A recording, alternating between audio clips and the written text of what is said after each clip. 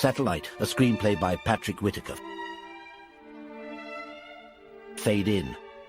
Interior living room night.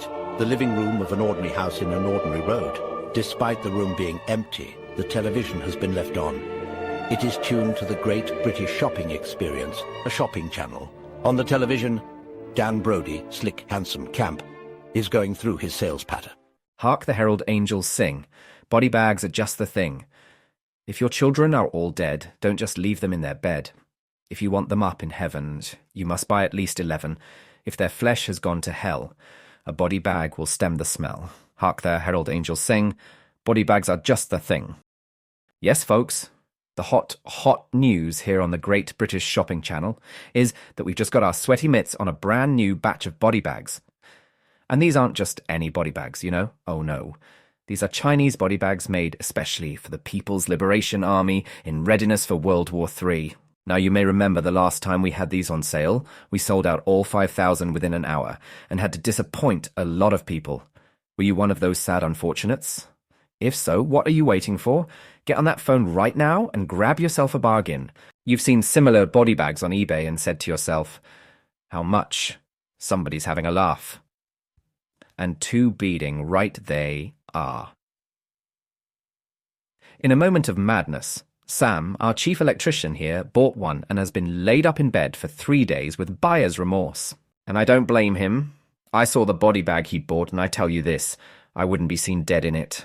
So don't be a Sam. Save your money and get the real deal for a whole lot less right here, right now on the Great British Shopping Experience, the only shopping channel that doesn't rip you off. Unlike those nasty knockoffs on eBay, our body bags are fully waterproof, so no embarrassing leakages. They're coated in insect repellent, which will keep those filthy houseflies at bay. I mean, who wants to see their loved ones turned into maggot meat? Nobody. That's who. Nobody. And look how tough this material is. Any stray dog thinking they're going to make a meal of your nana is in for a major disappointment. Can body bags fly? You bet they can. Straight out that door and onto your doorstep in next to no time. But seemingly not just yet. A voice in my ear, aka Madame la Producer, aka she who must be obeyed, is telling me it's time for Betty Buys.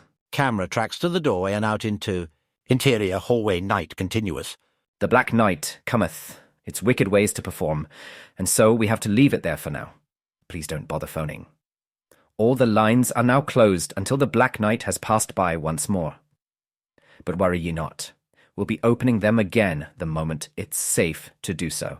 Camera tracks up the stairs into interior bedroom night continuous. So this is me, Dan Brody, saying Toodle Pip, and may I, on behalf of everyone here at the Great British Shopping Experience, wish you and your loved ones a safe transition. Bye, folks. See you tomorrow.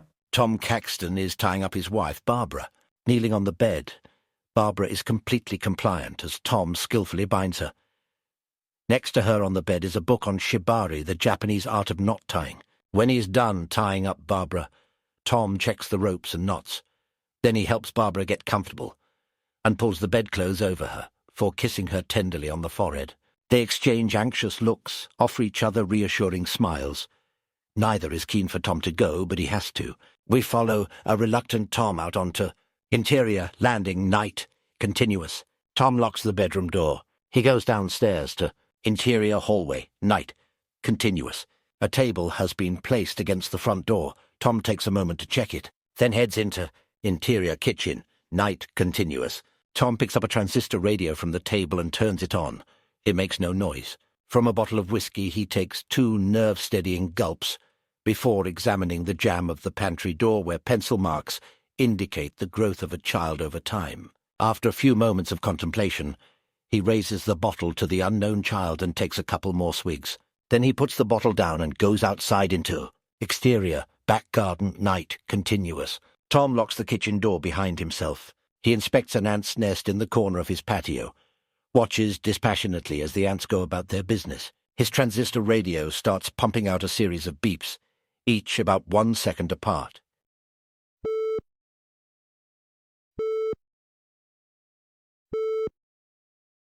The sound is somewhat reminiscent of Sputnik. The interval between beeps gradually narrows as the beeps grow louder and more urgent. Interior shed night continuous. An old mattress and a couple of pillows have been placed on the floor.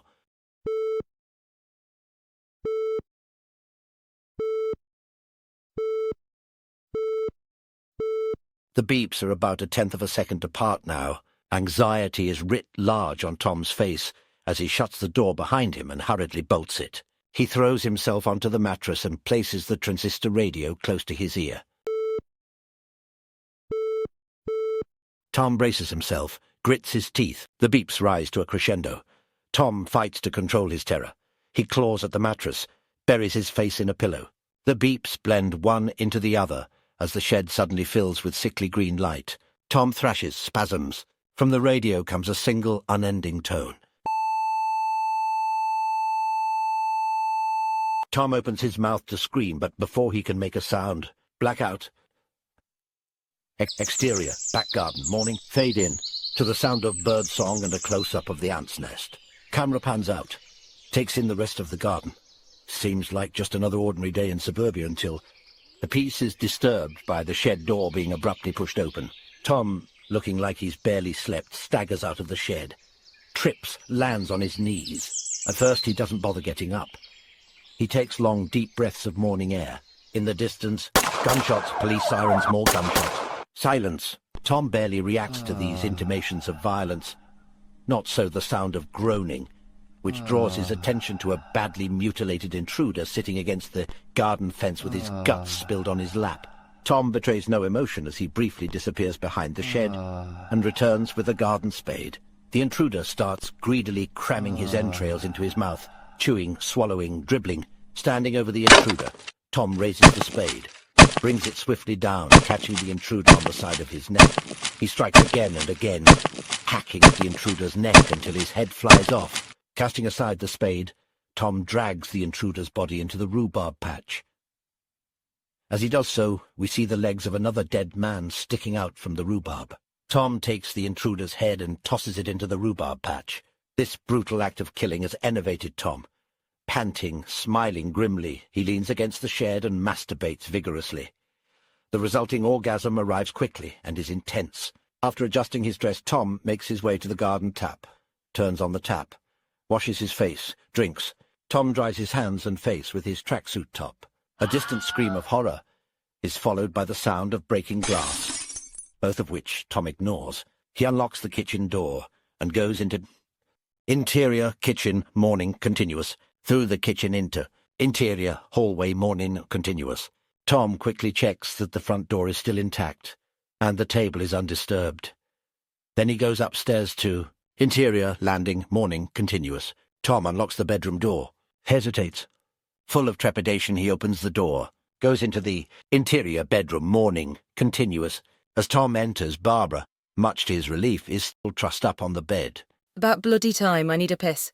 Interior living room, day. Barbara, dressed in a red tracksuit, is on the settee, knitting baby booties while watching Dan Brody on the Great British Shopping Experience channel. Hey, Dan Brody here, folks. Back to lavish upon you a veritable cornucopia of consumer goodies. Before we get started, though, I have to pass on the sad news that my Great British Shopping Experience co-star and dear friend Hannah Newton did not survive the last transit, so she won't be joining us today. Or indeed ever again. Hannah, my love, I'm sure you can hear me from up there in that great shopping mall in the sky, and I want you to know that everyone here at the Great British Shopping Experience and your thousands upon thousands of fans are missing you already. Also, Martin is sincerely sorry that he gouged out your eyes and ate your liver. He knows that was very naughty of him, and he says he hopes you didn't suffer too much. But even with Hannah gone, life goes on, and so do the bargains on the Great British Shopping Experience. Case in point, being this authentic reproduction Fabergé egg, which is an exact copy of one in the Paris Louvre that used to belong to none other than the Empress Josephine herself. Oh yes, I can hear your oohs and ahs from here. Just imagine how green with envy your friends will be when they see this magnificent work of art sitting on your mantelpiece. Bored and having no interest in acquiring an ornamental egg, Barbara sighs and puts away her knitting. Then she takes herself out to interior kitchen day. Barbara gets out the ingredients of a decent fried breakfast. Eggs, bacon, sausages, tomatoes, black pudding, mushrooms. She throws them in a frying pan on the gas stove and watches them sizzle. Now and then she flips over a food item with a spatula. Barbara is truly content. But then the stove goes out. Alarmed, Barbara turns the gas off and back on. She tries lighting it. Nothing. There is no gas. Dazed, defeated, she sits at the kitchen table and sobs. A great reservoir of suppressed fear and frustration is released in a tsunami of emotion. Tom enters. He is wearing a blue tracksuit and drying his hair. Immediately taking stock of the situation, throws the towel over the back of a chair, plays with the gas stove, trying to get it to light. Gives up on the stupid thing. He grabs a bowl from the cupboard, pours the contents of the frying pan into the bowl, puts the bowl in the microwave and turns on the microwave. Then he sits opposite Barbara and takes her hands in his. It's not my fault. Why don't you go watch the telly, Barbara? I'll bring you a nice cup of tea and some toast. No bread. I think we have Rivita. I prefer cereal. Cereal it is. Cornflakes? Sure. Interior, living room day. Tom and Barbara are seated at the table. Barbara, whose mood has improved since the kitchen incident, has a bowl of cornflakes and a cup of tea in front of her. Tom is faced with a soggy mass of half-fried breakfast items that have been microwaved. Go on then, Tom. Eat up. You first, my sweet. Okay. Barbara scoops up a spoonful of cornflakes, chews and swallows. Now you. With a forced grin, Tom uses his fork to pick up some of his breakfast.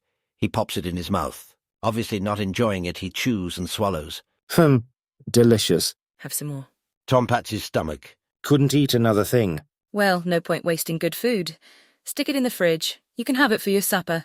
You, my dear Babs, are a bloody sadist. Says the man who ties his wife up every night. Tom points to something in his bowl. I think that used to be a mushroom. Interior, Tom's office. Day, the spare bedroom. Tom has a PC set up on a desk. Also in the room are an armchair and a television. Tom signs into an online work meeting. His PC screen is divided into 4 quarters. In one, he can see himself sat at his PC. The other 3 are each occupied by one of his work colleagues. These are Kyle Linton, Cherry Marler, and Freddie Benedict. As Tom joins, Freddie and Kyle are in the middle of a conversation. It's the only thing that makes sense, Kyle. The Soviets were light years ahead of the Americans, and if you believe that bullshit about Neil Armstrong being the first man on the moon, you're every bit as dumb as you look. Let's see if I've got this straight, you fucking loon. You're saying the Nazis built a base on the moon in 1945, and 5 years later the Soviets followed suit? Yeah, and every time the Americans sent a probe up there, Hitler had it shot down. Hitler? Oh, for fuck's sake, you're having me on, aren't you? You don't think Addie and Evie really celebrated their honeymoon by taking cyanide, do you? It's a documented fact that they were the first couple to fuck on the moon. Yep, that's it. You're definitely having me on.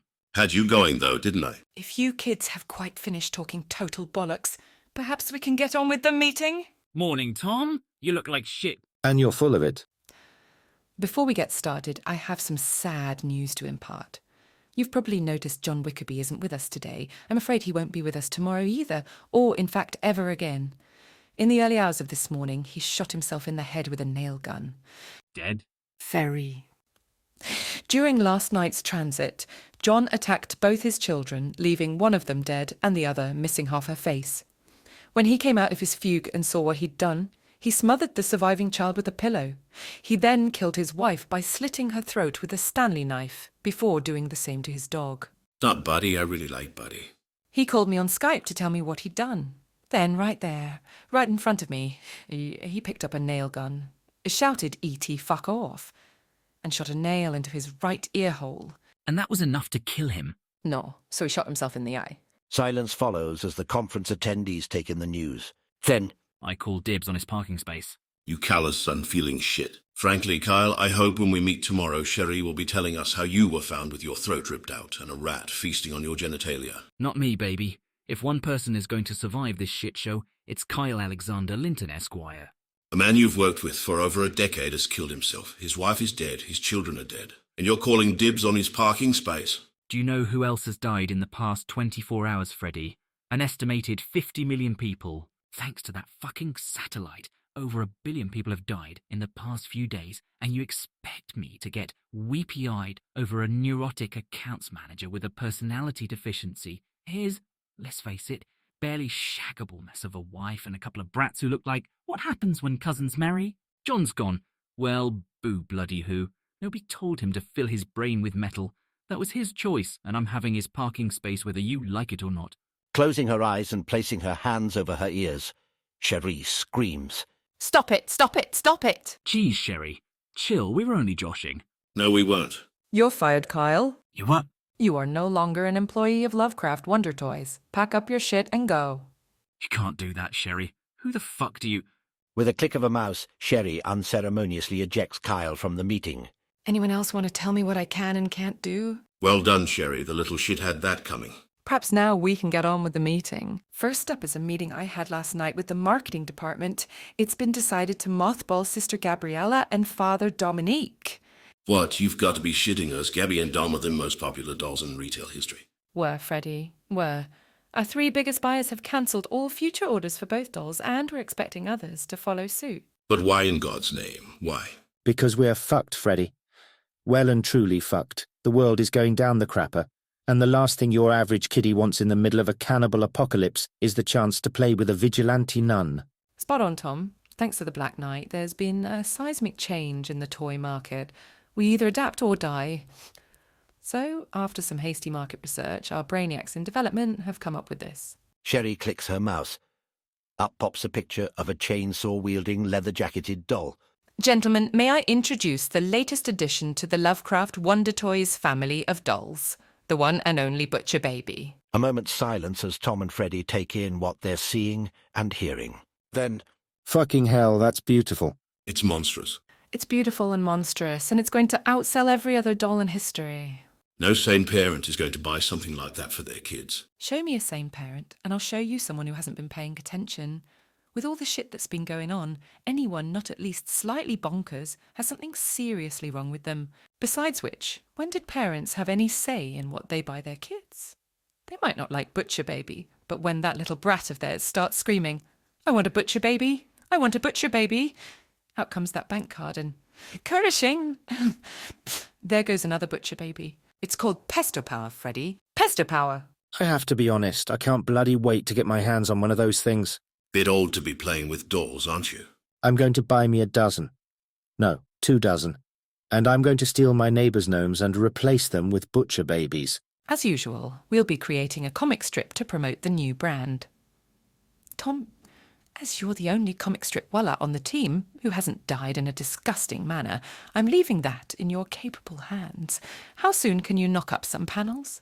I'll have something for you by close of play today. Do we have any scripts yet? Marketing have come up with one, but they want to run it through the usual focus groups before letting us loose on it. In the meantime, I suggest you use an old Sister Gabriella script. Freddie, now that Kyle is on the scrap heap where he belongs, I'm putting you in charge of the sales drive. Think you can handle it? Abso-bloody-lutely. I've been waiting a long time for this. Put out the word to the sales force that it's double commission. You might also mention that anyone not hitting their targets is out on their arse. Now, if you'll excuse me, gentlemen, I have another meeting to endure. Sherry and Freddie both leave the meeting. Tom sits staring at his screen. Something is bothering him. Something doesn't seem quite right. He summons up the recording of the meeting, rewinds it a bit, pauses, focuses in on Sherry, zooms in over her shoulder, onto the cuckoo clock on the wall behind her, smiles. Well, you old sly boots.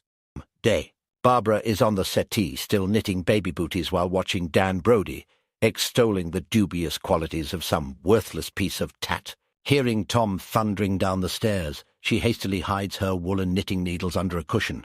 Tom bursts in, excited, gleeful. You'll never guess what. Barbara mutes the sound on the television. You're off for a dirty weekend with Taylor Swift? Better than that. Do tell. I was in a meeting just now and something I saw on the screen was bothering me, but I couldn't work out just what. So I replayed the meeting, froze the picture and zoomed in behind Cherie. And do you know what was on the wall behind her? The Shroud of Turin, the lost treasure of the Incas, Lord Lucan. A cuckoo clock. Oh, gee. Gosh. Pass the smelling salts. I'm going to faint. It's the exact same cuckoo clock Kyle Linton brought back from last year's toy fair in Switzerland. He put it up in his office and it drove us all mad. So he was ordered to take it home. Later on, he said he'd put it in his garage because his wife wouldn't have it in the house. And who did I see sitting in front of that cuckoo clock? Sherry Marler, that's who. Kyle and Sherry are having an affair. Holy shit, are you sure? 100%. In which case, I take back my recent barrage of sarcastic, though witty utterances. And it gets better. It couldn't possibly. Right in the middle of the meeting, Sherry sacked Kyle. Can you believe it? Oh, to be a fly on the wall in that garage right now. I bet the two of them are having a right screaming match. Wait till I tell Freddie. He's going to piss himself. Tom dashes out the door. He can be heard running up the stairs. Boys! Barbara returns her knitting from its hiding place. Then she turns the sound back on the television and recommences her knitting. We've had a lot of calls from people wondering when, and indeed if, the goods they're ordering will pop through their letterbox. Worry not. Good people of Consumerland. The powers that be here at the Great British Shopping Experience are on top of it. We've done a deal with a certain delivery company to see to it that your goodies get through to you come hell or high water. No nasty little UFO is going to stop us from supplying you with yummy, scrummy stuff like this. 9-carat gold bracelet with 1, 2, 3, 4, 5, 6 real zirconium jewels, which normally retails for over £100. Yes, that's 100 smackaroonies, but which can be yours, and I think we're mad offering it at this price for a measly 36 quid. Yes, you heard me. 36 quid. Brodie cups a hand over his ear. What's that I hear? Could it be the sound of thousands of excited viewers getting on their phones and ringing the number at the bottom of this screen so they can get their hands on the bargain of the century? Yes, I do believe it is. I'd be surprised if we don't sell out of these bracelets within a matter of minutes. So what are you waiting for? Phone, or forever regret missing out? Barbara picks up her phone and speed dials the Great British Shopping Experience. You are through to the Great British Shopping Experience. All our lines are busy right now, but if you hold, we'll put you through to one of our operators as soon as they're available. Your call is very important to us. Please hold. On the television, the Great British Shopping Channel is temporarily interrupted by a government public information film. From the television comes the sound of a klaxon.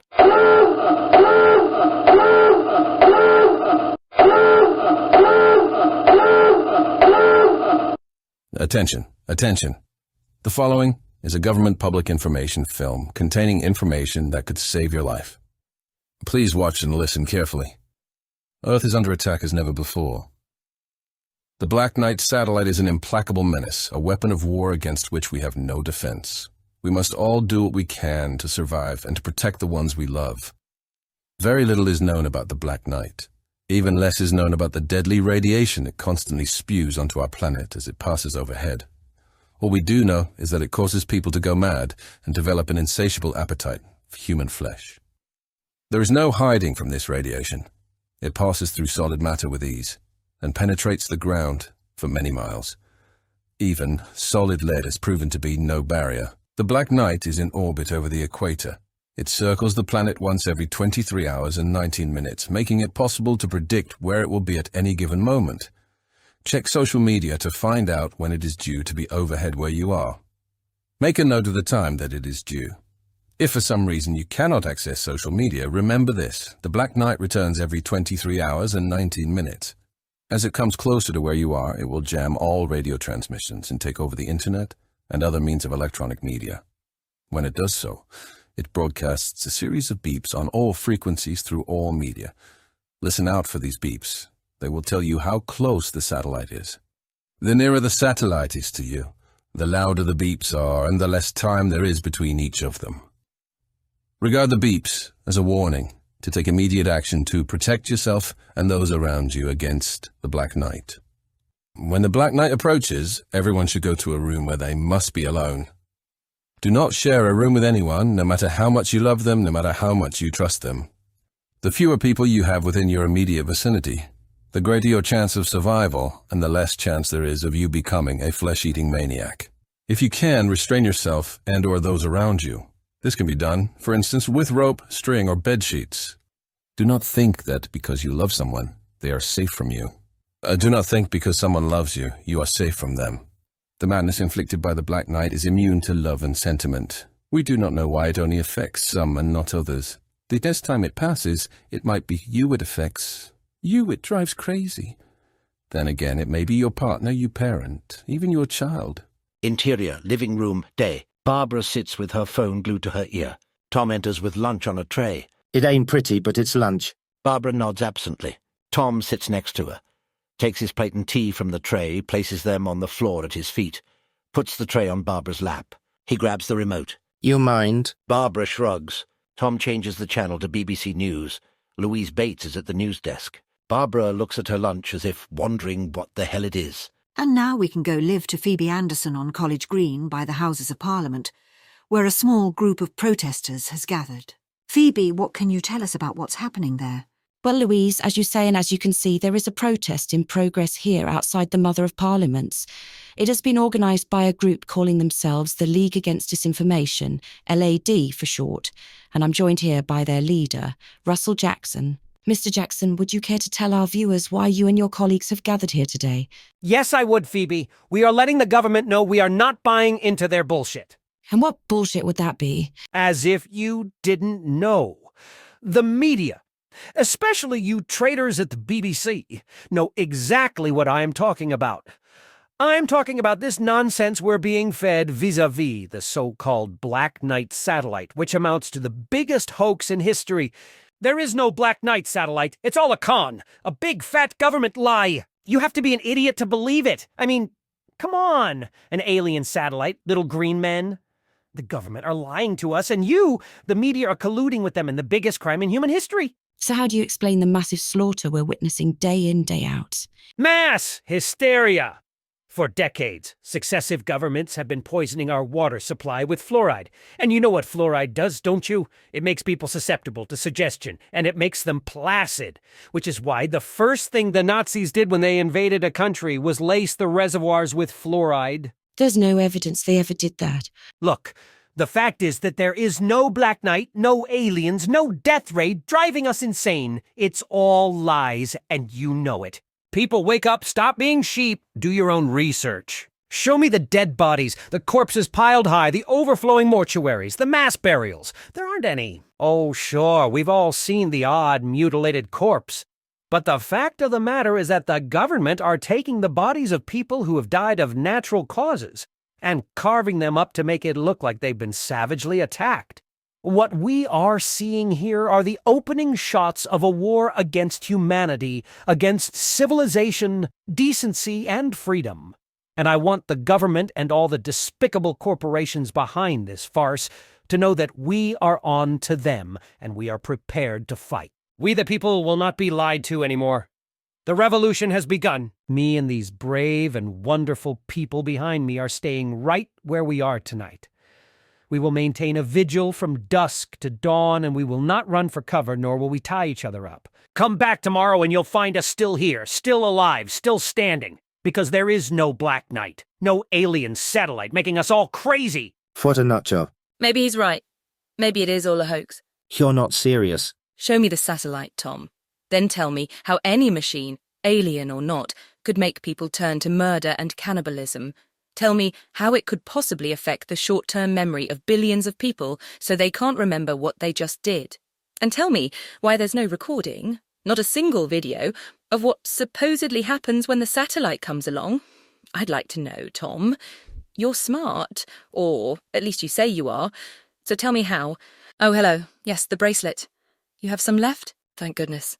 It's taken so long to get through. I was worried you might have sold out. I quite understand. These are difficult times. Exasperated, Tom switches of the television and takes his lunch out of the room.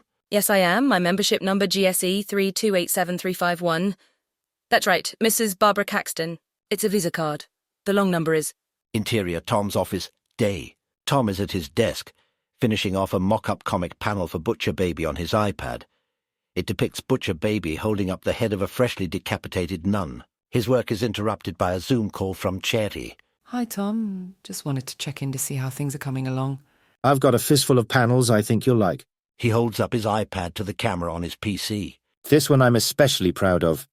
I got the inspiration for it from Antonio Canova's famous statue, Perseus with the head of Medusa. I'm loving it. I thought it might be funny to have him slay Sister Gabby. Put the sanctimonious bitch out of our misery. Sounds great. Just one thing though, Tom. Why do you assume Butcher Baby's a him? Isn't he or she or whatever? It's not been decided as yet.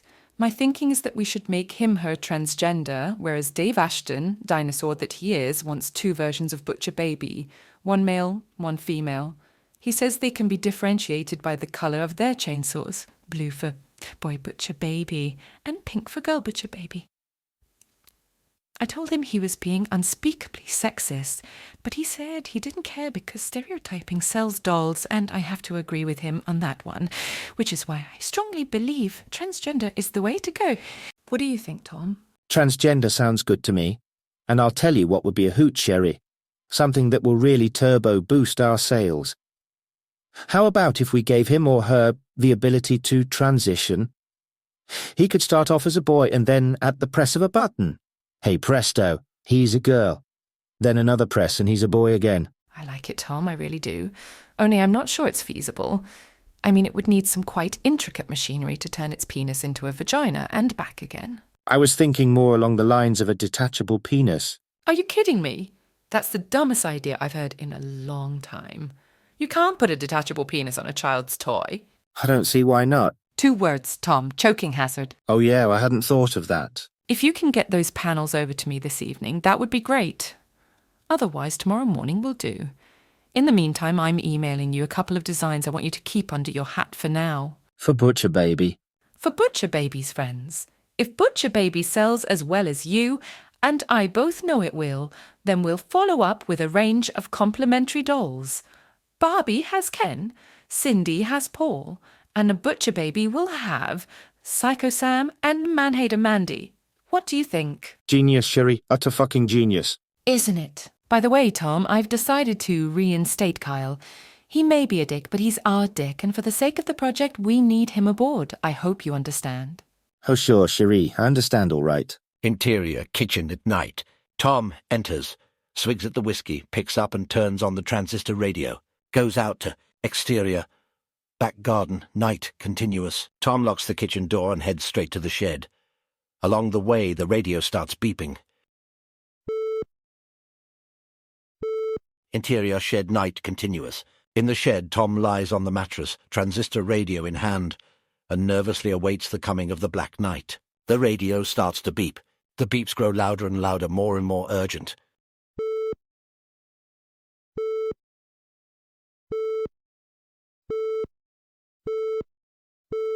Tom sweats, fights to control his terror.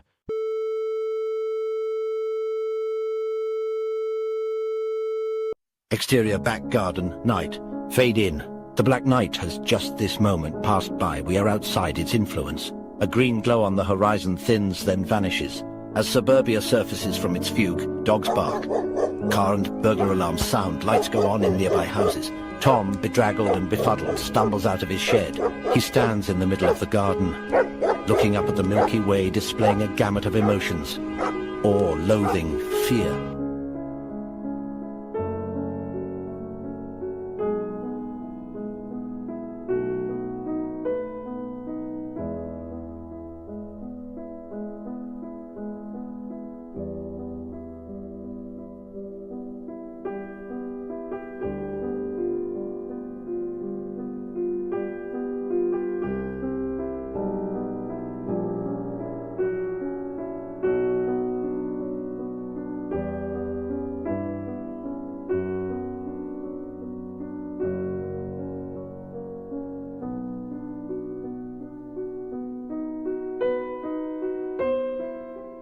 Distant gunshots bring him back to earth. He unlocks the kitchen door, goes into interior, kitchen, night, continuous. Tom takes a swig of whiskey, goes out to interior, hallway, night, continuous. Tom checks the front door and table, then hurries up the stairs to interior, landing, night, continuous. Tom unlocks the bedroom door, enters interior, bedroom, night, continuous. As Tom comes in, Barbara, tied up as usual, eyes him warily. If you've come to eat my liver, I'm afraid we're all out of onions. You'll have to make do with fava beans. That's not funny. Wasn't supposed to be. What time is it? About 3 o'clock. At night? The black night's not long since gone. Would you like me to untie you? No. I would like you to leave me trussed up so I can spend a delightful few hours pretending to be a Christmas turkey. Oh, okay. You get back here, Tom Caxton, or I'll rip your bollocks off. Tom makes a start on untying Barbara. How's that, little soldier of yours? Pumped up and ready for action, ma'am. Good. Because as soon as I get my circulation back, I'm going to want a right good seeing to. Interior, living room, night. Tom and Barbara are watching the television from the sofa. Louise Bates is presenting. These pictures appear to show a Saturn V rocket about to be launched from Cape Canaveral. And I'm just hearing that the White House have confirmed that at approximately 9 p.m. Eastern Daylight Time, that's 1 a.m. GMT, NASA launched a Saturn V from Cape Canaveral, but have so far declined to give any reason for doing so. Mark. On television, T-minus nighttime launch of 33, the Saturn V with commentary T-minus from 30 NASA seconds ground and control. continuing on We follow now. the launch to Continuing just on before at the T-minus picture cuts to the 26 watching second crowd. mark, T-minus 25. We'll get a final guidance release at the T-minus 17 second mark. Our science correspondent, Professor T-minus Leonid 17, Volkov from final the guidance University of release. Essex, We'll has expect joined us engine ignition online at to talk about this 8.9 astonishing seconds. development. 10, First of all, 9, where 8, the hell did the Americans 7, get a fully functioning ignition Saturn V sequence. rocket from? Started, On television, all camera engines are cuts to started. Leonid Volkov. That is the $64 million question, and I don't really have an answer, Louise. When the Apollo moon program came to its untimely end, the Americans had built a total of 16 Saturn V's, 13 of which were launched into space. The remaining 3 were distributed to various museums. Having said that, clearly there must have been at least one more Saturn V, which, for reasons I find hard to fathom, was kept secret from the public. Unlike the 3 museum pieces, the American government must have spent millions every year for more than half a century keeping it in workable condition, and now they bring it out of mothballs and shoot it into space. That seems crazy to me. Yes, it is hard to make sense of. Clearly this has something to do with the Black Knight satellite. That would be the obvious conclusion. Is it possible that its payload is some sort of top-secret weapon which they believe can put paid to the Black Knight? It's possible, but who can say? And even if it is a weapon, there is no guarantee that it will be effective. Remember, we have thrown several gigatons of atomic warheads at this beast, and what good has it done? We might as well be using bows and arrows. Well, let's hope you're wrong, Professor. Yeah, let's hope. Professor Leonid Volkov, thank you for your time. Whatever. And now we're going live by news drone to College Green, and viewers are warned that this report will contain graphic images that some might find deeply upsetting. As you can see, there's Big Ben in the background, and beyond that, the River Thames. Now the drone is descending towards College Green, using its spotlight to pick out the grisly details of the grim tragedy that unfolded there tonight. You may recall that a group calling themselves the League Against Deception had assembled on the green to protest against an alleged conspiracy. Their leader, Russell Jackson, told our reporter that he and his followers believed the Black Knight phenomenon to be a hoax, and they intended to prove it by ignoring official advice and staying on the green during tonight's transit. And this is the result: dead bodies everywhere. So far, we've counted a dozen, but there are probably more, not to mention a number of walking wounded. As we get up close on this dead protester here, you can see his face frozen in a look of abject terror. And next to him is someone who's been disemboweled, and it looks like a good deal of their intestines have been eaten. None of the dead have been identified as yet. Those blue flashing lights are from a couple of police cars and an ambulance that have just arrived on the scene. Russell Jackson, the group's leader, is not believed to be amongst those who lost their lives in what was a quite avoidable tragedy. We hope to catch up with him as soon as possible to get his reaction to this bloody mess, which, let's face it, is by and large his fault. It would be interesting to see if he's changed his mind about the Black Knight being a hoax. Incidentally, those things moving about on the edge of the picture are rats enjoying a breakfast of freshly served human flesh. Exterior, back garden, day. Tom sits himself on the patio with a bar of chocolate, which he bites into now and then. He takes out his transistor radio and switches it on. Tunes to Galaxy Talk Radio and the Ken Tate phone-in show. Bob from Wolverhampton is shooting his mouth off. All I'm saying is that it's nonsense to say that the Black Knight was sent by God to punish the gays. Amen to that. I mean, it's not as if there's anything new about men doing disgusting things with other men. That sort of thing goes back to the ancient Greeks. God didn't much mind it back then, so why should he mind it now? No, what's changed, James, is the way certain people are making a mockery of God by claiming there are more than 2 genders despite what the Bible says. Even when the sodomites, the pedos and the commies were doing their worst, God was more than happy to leave us alone, apart from the odd earthquake or tsunami, to punish the atheists. But with men claiming to be women and women acting like they were born with penises, is it any wonder he's mad at us? I'm willing to bet, James, that everyone who's died because of the Black Knight is transgendered, in thought, if not in deed. OK, Bob, I've run out of tin foil, so I'm going to have to cut you off there. That was Bob from Wolverhampton. Keep taking the pills, Bob. And next on the line is Katie, a housewife from Blackpool, Lancashire. Go ahead, Katie. You have the ears of the nation. Katie from Blackpool gets to have her say. Thank you, Ken.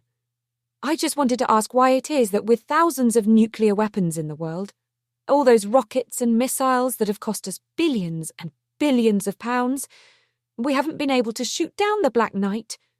We keep hearing all sorts of excuses, but they all sound ridiculous to me. Well, Katie, according to the governments of both the United States and Russia, numerous attempts have been made to nuke the satellite, but to no avail. And do you believe that crap? These are nuclear weapons we're talking about. Some of them are supposedly powerful enough to totally destroy a city as big as London, and yet they can't destroy something not much bigger than a family car. The problem is that the Black Knight is not exactly defenseless. It appears to be surrounded by a force field, which causes missiles to self-destruct while they're too far away from the satellite to damage it. But they're nukes. We're told they get to within a quarter of a mile of the Black Knight before they go off. That's got to be close enough, hasn't it? Let me finish, Katie. Outer space isn't London, or Hiroshima, or Bikini Atoll. As I understand it, most of the damage done by nuclear weapons comes from the blast wave.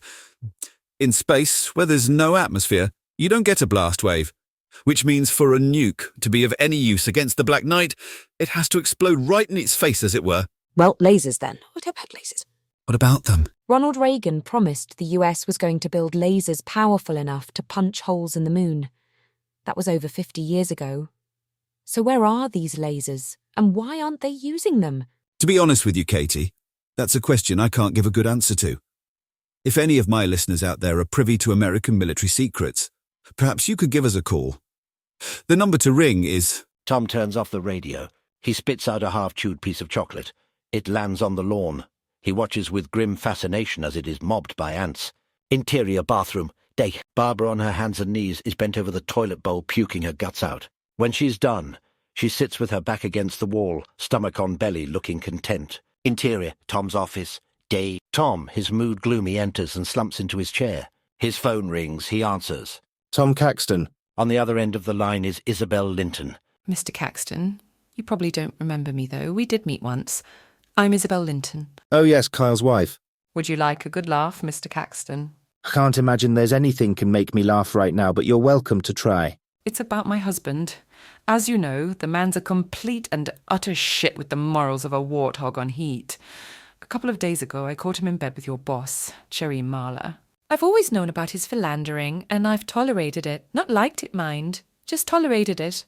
So long as he gave me every opportunity to pretend it wasn't happening. But this was my bed he was fucking his whore in. My bed in my house right next to the room where my children sleep. I'll spare you the details of what I said to him and his tart and skip to the part where I packed my bags, picked up my kids from school and skedaddled off to my parents. And if you're thinking, this isn't very funny, when are you going to make me laugh like you promised, Mrs. Linton? Hang on to your hat, because here it comes. Last night, just after the Black Knight had been and gone, I got a phone call. When I saw it was from Kyle, I nearly didn't answer, but curiosity got the better of me, and I'm glad it did. And when I say glad, I mean ecstatic. There's no sweeter sound, Mr. Caxton, than the sound of a philandering husband screeching like a little girl being force-fed worms. My penis! He screamed. My penis, my penis, my penis. The bitch has bitten off my penis. Isabel cracks up with laughter, sounding more hysterical with each passing second. Tom is appalled. My penis! Tom smiles. She's got my penis in her mouth. In spite of himself, Tom chuckles. Oh my God, she's chewing it. Isabel cackles. It is too much for Tom. He joins in. Great big belly laughs, tears streaming down his cheeks. And now she's choking. The two laugh uncontrollably until their mirth runs its course. They catch their breath. I'm calling from the hospital. They've had to incinerate what little of Kyle's penis Sherry left him. Apparently, they can grow him a new one. Isn't science wonderful? But there's been such a spate of men having their dicks bitten off, he's going to have to wait at least 3 years, by which time I'll be a happy divorcee. Thank you for sharing that with me, Mrs. Linton. It was just the tonic I needed. But I'm curious as to why you chose me of all people to share your good news with. Don't flatter yourself, Mr. Caxton. Your name just happened to be on Kyle's mobile phone. I plan to spend the next few hours going through his contact list, letting everyone and his brother know that my husband no longer has a penis. Isabel cuts the connection. Interior, living room, daycare. Tom and Barbara are on the settee watching the Great British Shopping Experience. Quick, folks, because this one is definitely going to sell out in a flash. He who hesitates has lost the bargain of a lifetime. Well, what is it, Dan? I hear you say.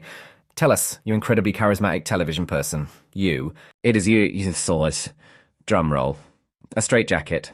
Perfect for restraining that special someone in your life. And I've just had a voice in my ear telling me we have to break for a news flash. Something we've never before had to do here at the Great British Shopping Experience channel. It better be bloody important, else I'm going to be very cross. Don't go away, we'll be right back. Television cuts to a screen with the following message. An important announcement from the Prime Minister for every inhabitant of the United Kingdom will follow shortly. This announcement is to be broadcast on all available channels. Stay tuned. The picture cuts to Prime Minister Arthur Cavell, sat at a desk in a well-appointed office. Caption on the television, the Right Honourable Arthur Cavell, Prime Minister. My fellow citizens, as none of you can fail to be aware, this nation, along with every other nation across every continent, is facing an unprecedented crisis, the enormity of which cannot be overstated. 5 days ago, something strange began to happen, and is continuing to happen, causing each and every one of us to black out at regular intervals, and in many cases commit horrendous acts of murder and cannibalism. The source of this phenomenon has been pinpointed. It's a satellite of unknown origin, design and purpose, commonly known as the Black Knight. Numerous attempts to bring down this vile artifact have failed, and so the killings go on, and will go on for the foreseeable future. In these desperate times, desperate remedies are called for, and it is therefore my unpleasant duty to announce the immediate commencement of martial law in the United Kingdom, along with a 24-hour curfew. All civilians are hereby ordered to remain indoors unless specifically exempted. Any breach of this order will be considered high treason and punishable by death. The army and police now have the authority to use lethal force as they see fit. Let me make this clear. Unless you have been told otherwise, you must not venture out of doors. Anyone doing so is liable to summary execution. There are no exceptions. This is total lockdown. Stay indoors or suffer the consequences. Stunned, Tom switches off the television, sits shaking his head. Tom. Yes? I tried to order some earrings. What? Beautiful earrings with cultured pearls. Earrings? Did you not just hear the Prime Minister declare martial law? I tried to buy a pair. The transaction was declined. It's your credit card. I think it's maxed out. Hardly surprising the way you've been spending. Ring them, will you, Tom? Ring who? The credit card company. Ask them to increase your credit limit. You have got to be shitting me, Barbara. Don't you understand? Don't you get what's happening? It can't harm to ask. There's nobody to ask. You saw me yesterday trying to call the bank. No answer. You saw me trying to call the gas company. No answer. I tried to call my mother, the police, even the fucking Samaritans. No fucking answer. About the only people answering their phones is that shitty shopping channel you're always fucking glued to. There's no need to swear. I don't know what you're getting upset about. If they say no, then no it is. I'll dip into my savings. You call them. The number's on the phone. I bet you won't have to wait 5 seconds to get through. I bet straight away they'll say, "Oh, sure, we'll increase your husband's credit limit. How much would you like? £10,000? 100,000? How about £1 million fucking quid?" Tom, stop it. You're scaring me. I'm scaring you, me. We're in the middle of a cannibal apocalypse, and the thing you're scared of is me, your own fucking husband. Barbara breaks down, buries her face in her hands. Stop it. Please stop it. I just want to buy something nice before I die. Is that too much to ask? Tom relents. His anger is spent. You're not going to die. I won't let it happen. You're going to kill me, Tom. I know you are. And if you don't kill me, I'll kill you because that's the way it is. People are killing the people they love. Not you, not me. That sort of evil isn't inside either of us. Why not? Because we're English and middle class and living in suburbia where everyone is so fucking nice to each other? Because we buy The Guardian and I bake cakes for the Women's Institute? Because, unlike everyone else on this planet, we're not the end result of millions of years of evolution punctuated by savagery and genocide and survival of the fittest. You're going a bit crazy, Babs. Exactly. I'm going crazy. You're going crazy. The whole fucking world's going crazy. Nobody's sane anymore. Nobody. It will end, Barbara. They'll find a way to destroy the Black Knight and everything will get back to normal. How will they destroy it? They've thrown half the nukes in the world at it and haven't even scratched the paintwork. You know full well where this is heading. Lie to yourself all you like, but don't lie to me. I'm not lying. Barbara shoves Tom. Liar! You're a bloody liar, Tom Caxton. We're going to die. You know we're going to die. Just admit it, can't you? Pack it in, Barbara. Say it, Tom. Say we're going to die. You, me, and every human being on this planet. We're going to die. We're going to die. We're going to die. Tom slaps Barbara. Stop it. Tom, realizing what he's done, is appalled at himself. Barbara, I'm sorry. I'm just so... Barbara gleefully throws herself on Tom. There is something feral about her as she ravishes him, pulling his hair, kissing him fiercely. At first, Tom is paralyzed with confusion. It is only when Barbara viciously bites his ear that he responds with animal passion. Tom and Barbara wrestle, hands all over each other, tearing at each other's clothing. They make love with wild abandon. Interior, living room. Later, Tom and Barbara at the table playing Monopoly. Their faces display signs of their bout of rough sex. The television is on, displaying a notice. The Great British Shopping Experience is temporarily off-air. We will be back as soon as possible. We're almost out of food. I think the Keplers are dead. Who? The people next door. Mr. and Mrs. Kepler, the old couple. So that's their name, Kepler. I never knew that. I'll try their house when it gets dark. They're not likely to have much food. What with them being old and all that? They'll have some. It'll have to do for now. What if they're not dead? I'm sure they are. No harm checking. Barbara lands on chance. She takes a chance card. Get out of jail free. Well, ain't I the lucky one? The GBSE channel comes back on air. Hello? Is anybody there? This is Dan Brody coming to you live from the studios of GBSE, the Great British Shopping Experience channel. As you've no doubt gathered, we've been off the air for a little while, but now we're back, and we aim to go on broadcasting and bringing you fantastic bargains for as long as we possibly can. So let's not hang about, shall we? We've got a lot of shopping to catch up on. Those who were watching when we were so rudely interrupted will recall this delightful porcelain poodle, imported all the way from Taiwan. We said it was worth £1.89, but you could have it for a mere 39 quid. Well, bollocks to that. Who'll give me 29 quid? No, let's make it a fiver. 5 fucking quid for the finest fucking porcelain poodle money can fucking buy, lovingly handcrafted by prepubescent slaves in some oriental sweatshop. Actually, like everything else we flog here, it's a pile of crap, but that's not going to stop you buying it, is it, you fucking morons? There's the number to call at the bottom of the screen. Let's show the aliens it's going to take more than an apocalypse to dampen our rampant consumerism. By the way, in case you're wondering what's happened to the delightful Lorna McReady who usually fills this slot, she's no longer with us.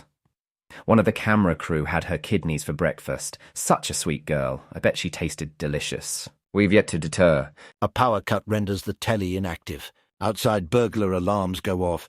A helicopter passes overhead. Oh well, nearly time for bed anyway. Interior, bedroom. Night. Tom ties up Barbara. Beds her up for the night. Exterior garden. Night. With his transistor radio beeping, Tom hurries into interior shed. Night. Continuous. Terrified, Tom barely has time to throw himself onto the mattress before the beeps become one continuous beep, and the shed fills with green light. Agony. Blackout. Exterior garden day. Tom, haggard, drained, emerges from the shed. He washes his face at the garden tap, drinks, inspects the outnest, goes indoors. Interior living room. Day. Tom and Barbara, both wearing red tracksuits, are watching television. Louise Bates is presenting. We're joining our reporter, Phoebe Anderson, who has tracked down the conspiracy theorist Russell Jackson, leader of the League Against Disinformation. As you may have seen yesterday, the League held a demonstration on College Green and stayed out all night in an attempt to prove that the Black Knight is a hoax. Many of those demonstrators are now dead, having been attacked and devoured by their fellow protesters. Phoebe, is that Mr. Jackson sitting in those bushes behind you? Yes, it is, Louise. I've cornered him here in a very deserted Hyde Park. If you listen, you'll hear something that's not been heard at this time of day in central London for hundreds of years. No traffic, no people. Here, at least, the curfew is being observed. I and Tim, my cameraman, by the way, have a special press permit, which allows us to be out and about without the risk of getting shot. These two handsome gentlemen are Sergeants Wycliffe and Moore, an escort provided by the army for my protection. Can we get the camera on Mr. Jackson, please? There in the bushes, looking forlorn and somewhat manic, is Russell Jackson, the man who yesterday assured us as to the non-existence of the Black Knight satellite. Just before you joined us, the bugger bit my leg, so you'll understand if I keep my distance. Mr. Jackson, can you hear me? I was wondering if you'd care to share your current thoughts regarding the Black Knight satellite. Do you still insist the worldwide phenomenon that has killed millions of people and driven millions more into insanity is down to the infernal machinations of a sinister cabal out to destroy civilization? Vague mumblings from Jackson can be heard but not deciphered. I'm sorry, Mr. Jackson. You'll have to speak up if you want to be heard. I said, damn you, you whore of Satan. I hope you burn in hell for eternity along with all the other shit stains at the BBC. Can you remember, Mr. Jackson, who you killed last night? Whose flesh you feasted upon? Whose blood you drank? Because that's what happened, isn't it? The Black Knight came and turned you into a homicidal maniac. You've blood on your hands, Mr. Jackson, quite literally. Whore, slut, slag, cunt, cunt, cunt, cunt, cunt, cunt, cunt, cunt, cunt, cunt, cunt, cunt, you cunt and fucking cunt. You can't see it at home because Tim has quite rightly turned his camera away, but Mr. Jackson is now defecating on the footpath. Mr. Jackson, aren't you ashamed of yourself? I hope your children die of cancer, you cunt whore. Mr. Jackson, I have been asked by Sergeant Whitcliffe and Sergeant Moore to inform you that you are in breach of the lockdown. As you may or may not know, the penalty for that is death. We hear 2 rifles being cocked. Goodbye, Mr. Jackson.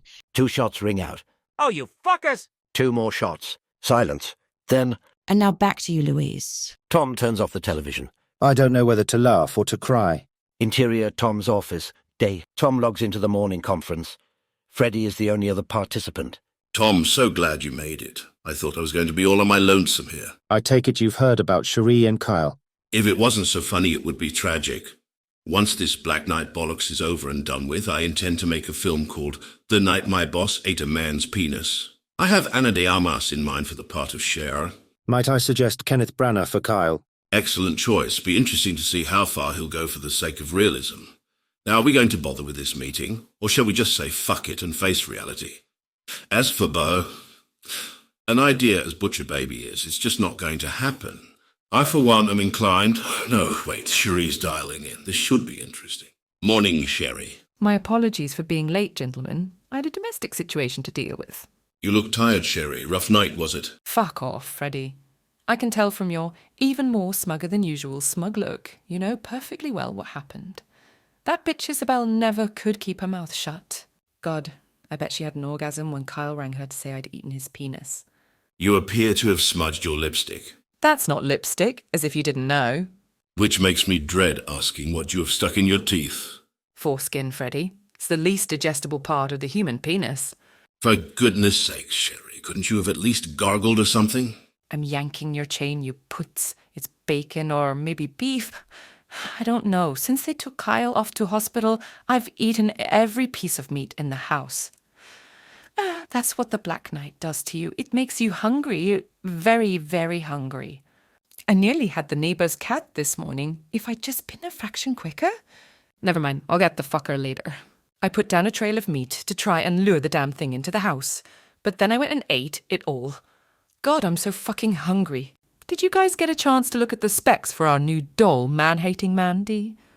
I've only just finished untying my wife. And how is Barbara? Keeping well? All things considered. Still agoraphobic? Still agoraphobic. She's got the right idea. It's a jungle out there, Tom. Or it soon will be. Sweet Jesus. I haven't been this hungry since that time I thought I was pregnant. Turned out I had a tapeworm. Perhaps we should get back to man-hating Mandy. Fuck man-hating Mandy. Fuck work. Fuck Lovecraft Wonder Toys. Fuck you. Fuck everything. I quit. I'm off to find me some roadkill. Sherry cuts her connection. There is silence as Tom and Freddie digest what's happened. Eventually, Freddie speaks. Do you ever wonder what human penis tastes like? Can't say that I have. Same here. I just pray to God I never find out. Interior, living room, day. Tom and Barbara are at the dining table. Tom is setting up his board game, Zombie Heist. First there were snakes and ladders. Then there was Ludo. And now, ladies and gentlemen, I give you Zombie Heist, the ultimate board game. The rules are very simple. I bet they ain't. The game is played in turns, with each turn consisting of several phases. Phase 1, the planning phase. Players secretly choose actions for their zombie team using the action cards. Phase 2, the movement phase. Players take turns moving their zombie tokens on the board. Movement is determined by the zombie type and any applicable action cards. Are you with me so far? No. Phase 3. The action phase. Players can perform actions such as digging for artifacts, setting traps or attacking other zombies. Actions are resolved using dice rolls and action cards. Phase 4. The discovery phase. If a zombie ends its turn on a spot with an artifact or obstacle token, the token is revealed and resolved.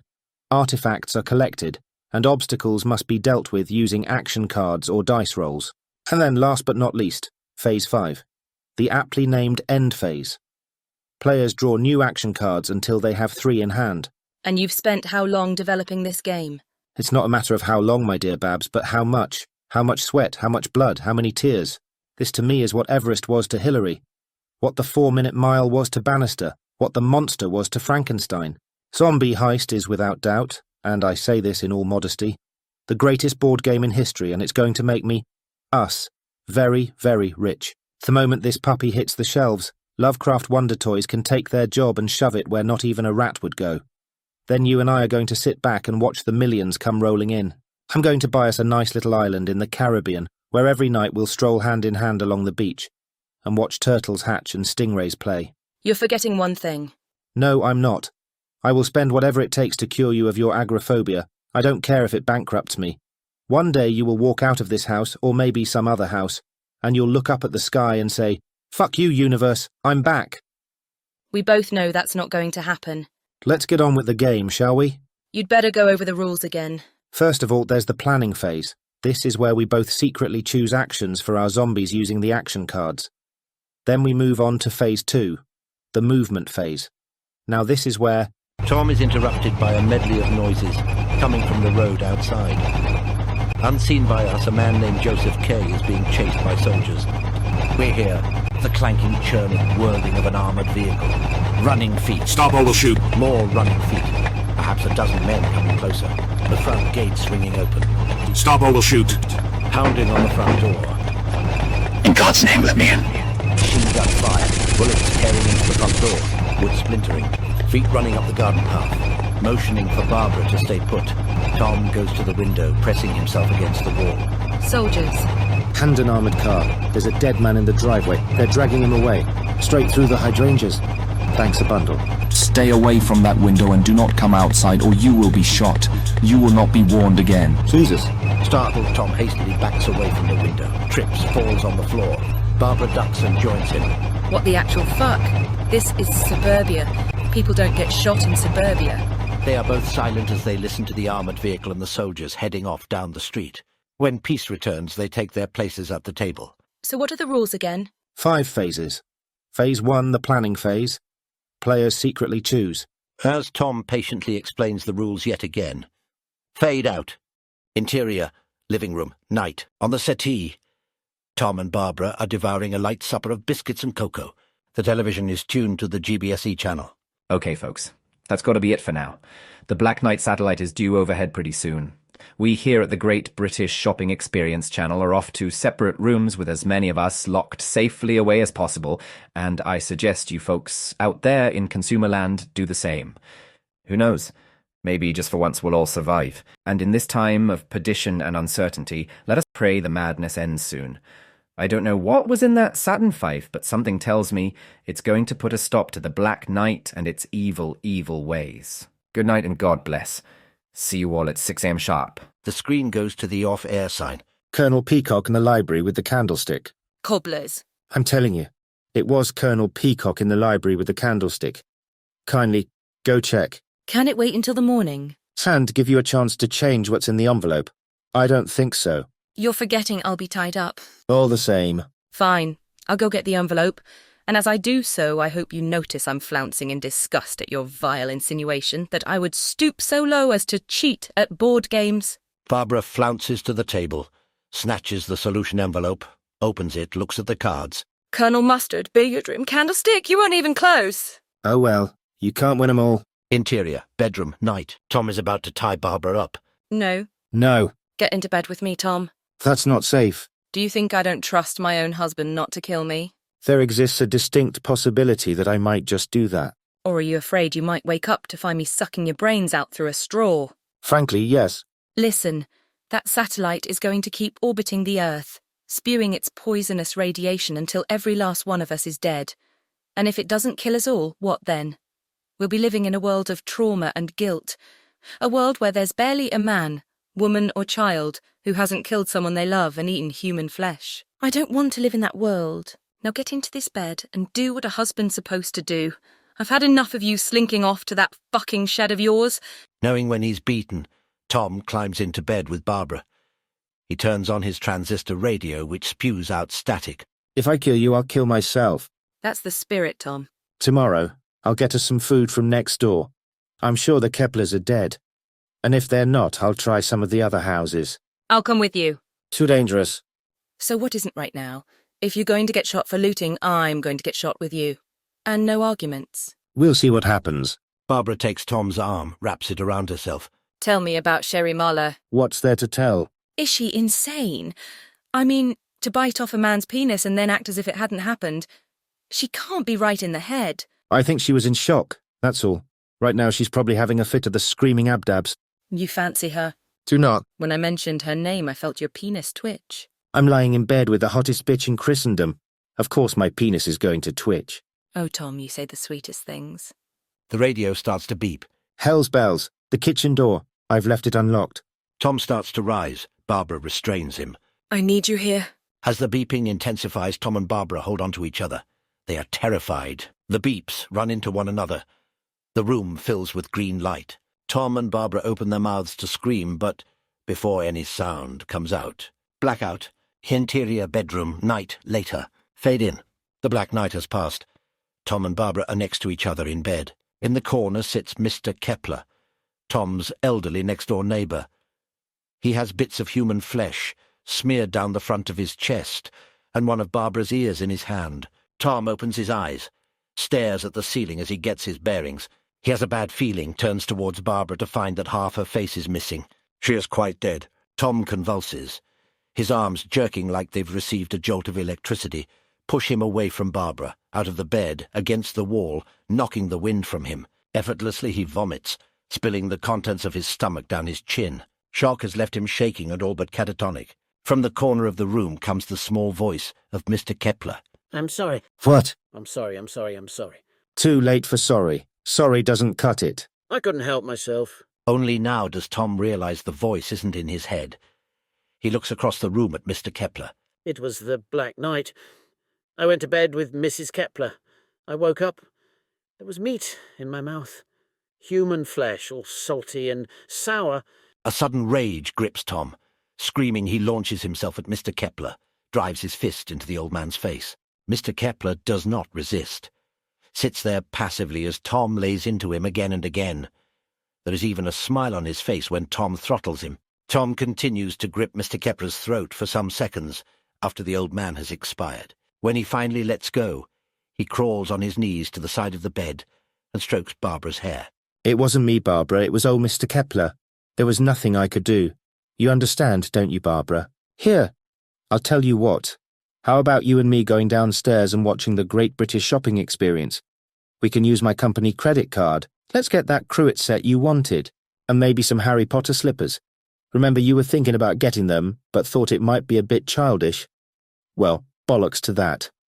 If you want Harry Potter slippers, then Harry Potter slippers you shall have. Tom stands, gently lifts Barbara from the bed, carries her to the door. Interior, Tom's office. Day, Tom is watching a government-sponsored video on YouTube. Under no circumstances must you go outside, not even to bury a corpse. If you have a corpse in your home or other secure place, put it in a body bag or wrap it securely in several layers of sheets, curtains, canvas, and whatever other material comes to hand. Bind this covering with any of the following: parcel tape, duct tape, wiring, for example, computer power cable, string, rope, twine, etc. If you have a freezer large enough to accommodate the corpse, place it in there. Otherwise, store the corpse in a dry, dark place, much as you would if it was food. Thoroughly sanitize all areas and items that have been in contact with the corpse. Always wash your hands after handling cadavers. Do not leave the corpse outside, whether in your garden or out in the road. Keep dead bodies away from children and pets. For other tips on dealing with a corpse inside your home, look in the comments section below. And if you found this video interesting, smash that like button. Tom sets about wrapping Mr. Kepler's body as per the instructions above. As he does so, he seems strangely content. He wraps Mr. Kepler in bed sheets and curtains, then binds him with parcel tape. When he is done... And here's one I prepared earlier. Tom picks up Mr. Kepler and throws him over his shoulder. He goes out to interior landing day continuous, then downstairs to interior hallway day continuous, and into interior living room day continuous. Barbara has been propped up on the settee. She is watching a public information film regarding the Black Knight. Tom looks around for somewhere to put Mr. Kepler, eventually puts him in the corner. He then sits next to Barbara. What's this, then? More government propaganda. They must think we're right mugs. Why don't they put on something cheerful like Tom and Jerry cartoons? Or Lady and the Tramp? God, I love that film. You know that bit where they're eating spaghetti? Tom mutes the television. Barbara topples against Tom. Tom gently takes hold of Barbara and manoeuvres her into an upright position and places her elbow on the arm of the settee. Things are going to be a lot easier once rigor mortis sets in. Did I tell you Mr. Kepler called today? I was right, you know, about him being dead. Only he wasn't dead when I said it, but he is dead now. So now we won't have to put up with Buck at 6 in the morning anymore. Every cloud and all that. Now let's look at this face of yours. Tom inspects Barbara's ruined face, touching it delicately with his fingertips. You never did look your best first thing in the morning, did you? Now let's see what I can do. From the sideboard, Tom fetches Barbara's sewing kit. He takes out the scissors from it and trims away ragged bits of flesh and hanging skin. That's better, but we're not there yet. Interior living room a day later. Tom brings in a washing-up bowl full of papier-mâché, which he lays at Barbara's feet. He lovingly applies the papier-mâché to Barbara's face, filling in the holes, building her a new cheek, new lips, enjoying himself. As he works, he chats to Barbara. You know when I was in the office last week? Or was it the week before? I heard a really funny joke. It was about a policeman and a frog, and damned if I can remember it. The punchline's something about a camel. Made me laugh like a drain. If only I could remember it. Tell you what, I'll look it up on the internet, assuming the internet's still a thing, which it was last time I checked. Now hold still, or I'm likely to cut you, and we don't want that, do we? Why am I so terrible at remembering jokes? Some people seem to have an endless supply of them, but not me. I'm pretty much a joke-free zone. When he is done, Barbara looks a lot like her old self. You've got something on your chin. Tom takes out his handkerchief and spits on it. He dabs at Barbara's chin until all the blood is gone. There now, that's better. As soon as your face has dried out, we'll slap on some makeup and you'll be looking as beautiful as ever. Tom sits down and puts the sound up on the television. Dan Brody is on the Great British Shopping Experience. Well, I don't know about anyone else, but I, for one, am getting heartily fed up with all the government propaganda films messing up my broadcasting schedule. Okay, there's a zombie apocalypse. We get it. Now can we all just get on with our flipping lives? Thank you very much. And that's all I need. My producer bleating in my ear. Apparently we can't say the word zombie because it's politically incorrect. Yes, Sandra, I know they're not zombies in the literal sense because they're not actually dead. So what do you want me to call them? Flesh-eating maniacs? Will flesh-eating maniacs do you? How about alternative carnivores? Can I at least use the word apocalypse? Because, Sandra, it is a fucking apocalypse, you dozy cow. And now she's gone to the ladies to cry her eyes out. Again. Oh, boo-hoo-hoo. Very mature, Sandra. Very mature. No wonder the BC turned you down. Okay, so where was I before I was so rudely interrupted? Oh, yes. Silk underwear. Now, who doesn't like silk underwear? Especially when it's this flimsy. Barbara's head lolls to one side. Her ear drops onto Tom's lap. Tom picks up the ear. Where did I put the superglue? Between you and me, ladies and gentlemen, I'm wearing a pair of these lovely panties right now, and I've never been happier. Interior, living room, night. Tom and Barbara are watching It's a Wonderful Life on television. It's the part where Jimmy Stewart's character, George Bailey, bursts into the entrance hall crying Mary and finds himself confronted by a newspaper reporter, a sheriff, and Carter, the bank examiner. As the soppiness builds, Tom wipes a tear from his eye. A jet roars by overhead. Tom puts a loving arm around Barbara. The television screen suddenly goes blank. Oh, what the hell? It was almost finished. The television starts to beep.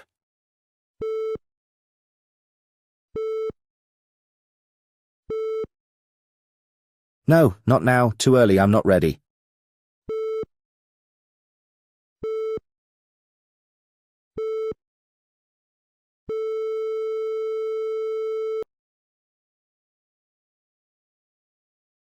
Interior, living room, night later.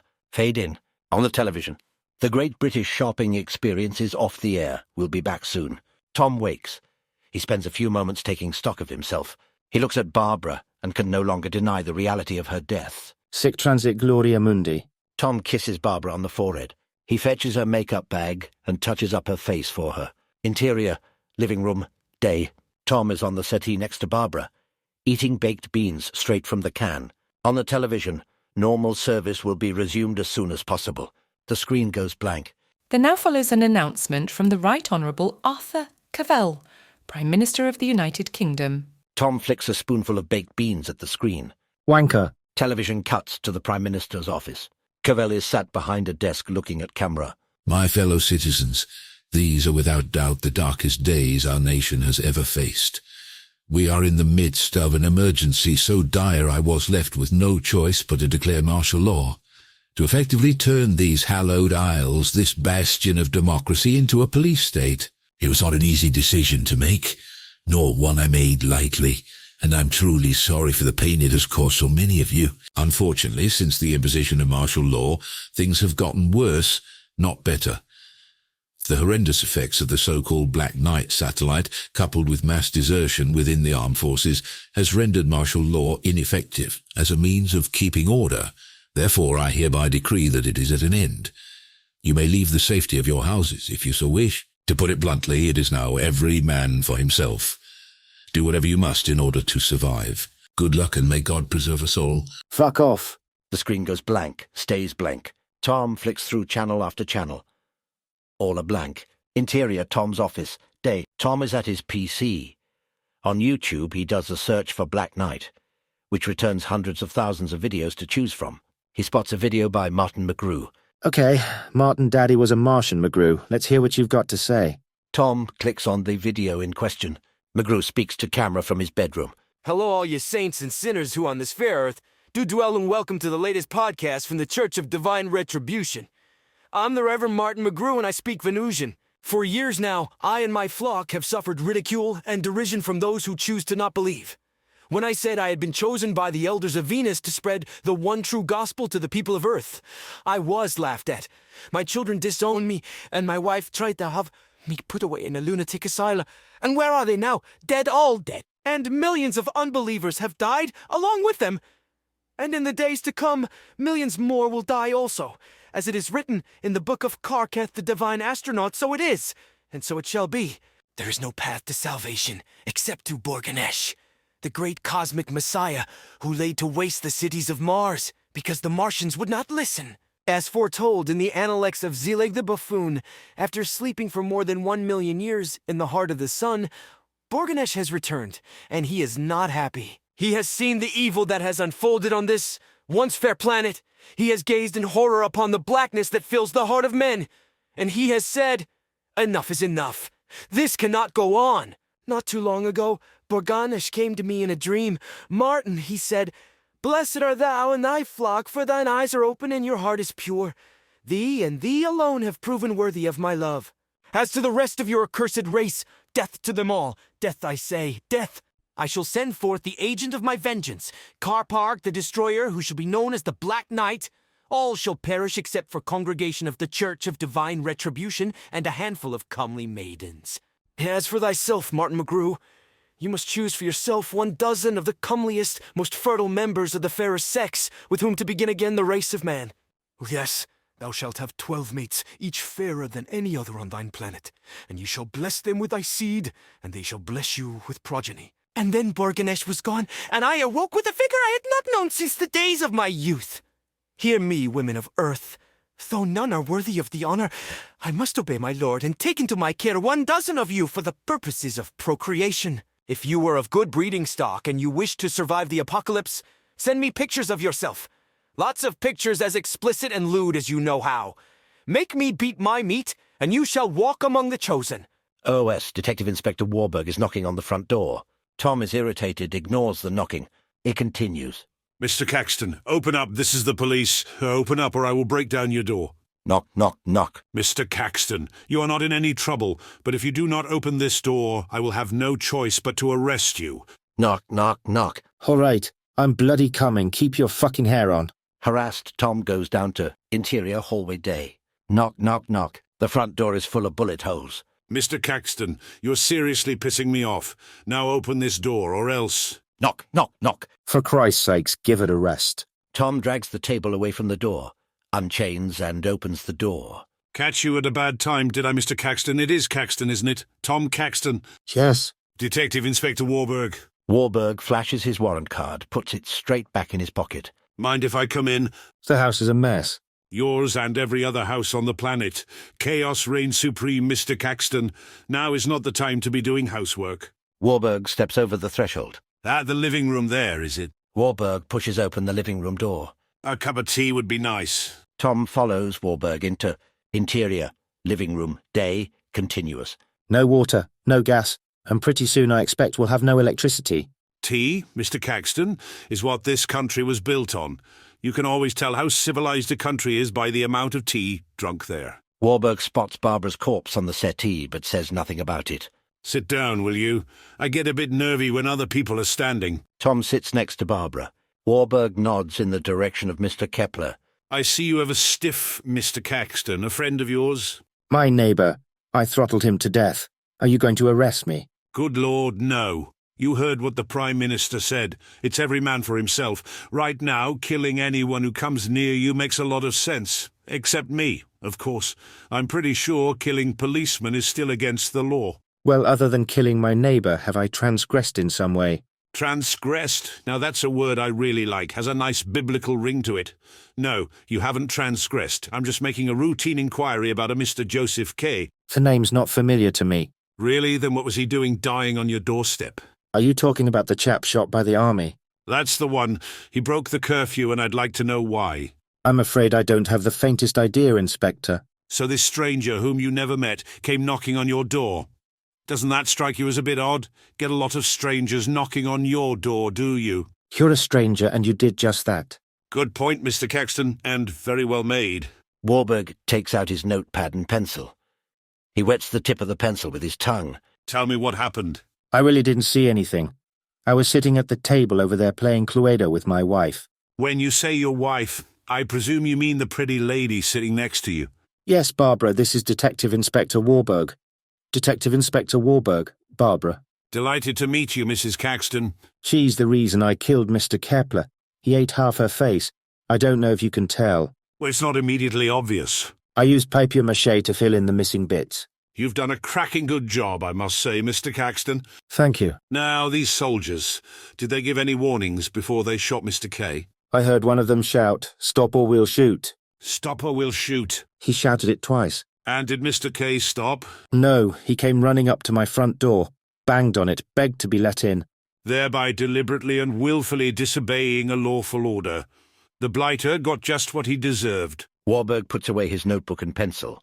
Well, you've told me all I'll need to know. Thank you for your cooperation, Mr. Caxton. When I get back to the station, I'll have the desk sergeant post you a compensation form. There's no reason for the army not to reimburse you for your door. They could have dragged Mr. K out into the street and shot him there. But that's the military for you. No respect for property. Incidentally, Mr. Caxton, you do know your wife is dead, don't you? I've been meaning to wrap her up like they say on those public information films, but I haven't gotten around to it. Can't quite bring yourself to say goodbye, I suppose. Perfectly understandable. Do you mind if I take a closer look? Be my guest. Warburg kneels before Barbara and takes her hand in his. He flexes her finger. I'm impressed, Mr. Caxton. You're not a mortician by any chance? No, I'm a commercial artist. Perhaps you should consider a career change. Morticians are in demand right now. There's quite a backlog of stiffs to get through. Warburg stands and leans forward. He looks like he's about to kiss Barbara. Instead, he sniffs her cheek. Have you noticed that the dead smell different now? I've not had the opportunity to sniff that many corpses. Well, that's the thing about my job, Mr. Caxton. I've seen them dredged out of canals, hanging from trees, lying in the smouldering ashes of burnt-out buildings looking like massive chunks of charcoal, wedged in drains, laid out on mortuary slabs, etc., etc. It's funny, isn't it? There's only one way into this world, but a million ways to leave it. To my mind, every corpse is different to every other corpse, except in one respect. The smell, Mr. Caxton. All corpses smell the same. Except since the Black Night, the smell is different. It's richer, spicier, more. And I hesitate to use this word, Mr. Caxton, but it's the only one that fits. Sexier. You wouldn't think, would you, that there could be anything sexy about a corpse, and yet it's that green light the Black Night pumps out. Some people say it's organ energy, the very essence of life, and I think they're right.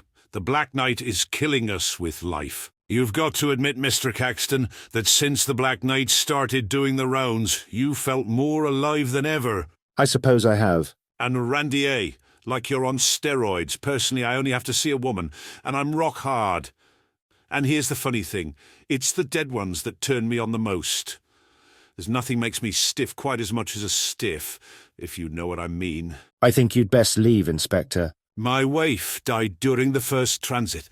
I woke up to find my hands around her throat and her tongue in the back of my throat. Gave me quite a shock, that did. Then I realised I had a boner that could have taken someone's eye out. And with my wife still warm? Well, you're a man of the world, Mr. Caxton. I don't have to tell you what happened next. Bloody hell, man, you're sick. I keep my wife's cadaver in the freezer. Treat me nice and I'll thaw her out for you. Of course, I'd expect a bit of quid pro quo, if you know what I mean. Would you be interested in a foursome, Mr. Caxton? Get away from my wife. Tom jumps up, drags Warburg away from Barbara. Warburg seems to find it funny. You know it's not rape if they're dead, don't you? Enraged, Tom kicks Warburg in the face. Warburg lands on his back. Tom dives on top of him. The two men tussle. That's it, Mr. Caxton. Release all that sexual tension. Beat me to a pulp, then rape me. Tom Rabbit punches Warburg in the kidneys, punches him in the face. Warburg dislodges Tom, manoeuvres him onto his back, straddles Tom, punches him. In desperation, Tom grabs at Warburg's crotch, aiming for his scrotum but grabbing his erect penis instead. Now you're talking. Tom twists Warburg's penis, throwing him off balance, sits up suddenly. Warburg lands up on his back again. Tom wraps his hands around Warburg's throat. That's it. Squeeze harder now. Harder. Tom squeezes harder. It is not enough for him. So he leans down and bites Warburg's ear, comes up with the ear in his mouth. He spits the ear in Warburg's face. Warburg couldn't be happier. Tom continues to throttle Warburg. Sweet Jesus, I'm coming. Disgusted, Tom lets go of Warburg's throat, jumps to his feet. The realization that he's just killed the policeman excites him. He turns to his wife, hands on hips, chest thrust out, basking in her imaginary adoration. His hand strays to the front of his trousers. He all but throws himself at Barbara, kisses her ruined mouth, runs a hand up her leg. Interior, living room, day later. Tom is sitting on the floor, his back against the wall, crying, looking apologetically at Barbara. Miserable, defeated, Tom gets up and drags Detective Inspector Warburg's lifeless body across the room and dumps it next to Mr. Kepler. Then he slopes off out of the room, returning shortly with a bottle of whiskey. He sits down next to Barbara, turns on the television. On comes Dan Brody and the Great British Shopping Channel. Look, dear, your favourite presenter. Tom starts on the whiskey, drinking straight from the bottle. Well, what can I say, ladies and gentlemen? If I didn't see it with my own two eyes, I just would not believe it. Less than 20 quid for a pair of cushions fit for a king. I tell you, if His Majesty himself parked his arse on one of these, he'd be ruined for other cushions for life. Let's get a close-up. Can we, Henry? So our wonderful viewers can feast their eyes on the glory of this stitching. You see that? You wouldn't find better stitching on a Gucci bag. And this silky finish. So smooth, so sexy. I tell you folks, this cushion is so sensuous I'd happily fuck it. In fact, as soon as my shift is over, I'm off to the stockroom to have me a cushion gangbang. Interior, living room, morning. Tom, empty whiskey bottle at his feet, wakes up on the settee with a massive hangover. On the television, Dan Brody and the GBSE channel. They're coming back. It's not over. It will never be over. Tom gropes around for the remote control and fails to find it. He closes his eyes. We thought it was as bad as it could get, but we were wrong. The situation is worse than ever. Dear God, when will this nightmare end? It won't, will it? It will never end. I didn't believe in the devil because I didn't believe in God. Now, I still don't believe in God, but I do believe in the devil. People, there is evil afoot. Trust no one, not even the dead, especially not the dead. If you see a corpse, burn it. Do you hear me? Burn it. The dead are coming back. Oh God, they're coming back. Tom's hand closes around the remote. He turns off the television. Relieved to be no longer having to listen to the ranting of Dan Brody, he opens his eyes. Seconds later, he throws up. Interior bedroom, day. Tom strips to his underwear, washes himself as best he can with bottles of mineral water, heedless of the carpet. He finds clean clothes, gets dressed. Interior, kitchen, day. Tom opens a tin of stewing steak, eats it directly from the can. Interior, living room, day. Tom is setting up lights for a photo shoot. His lights are directed at Detective Inspector Warburg, whose corpse has been propped up in a chair and dressed to resemble Butcher Baby.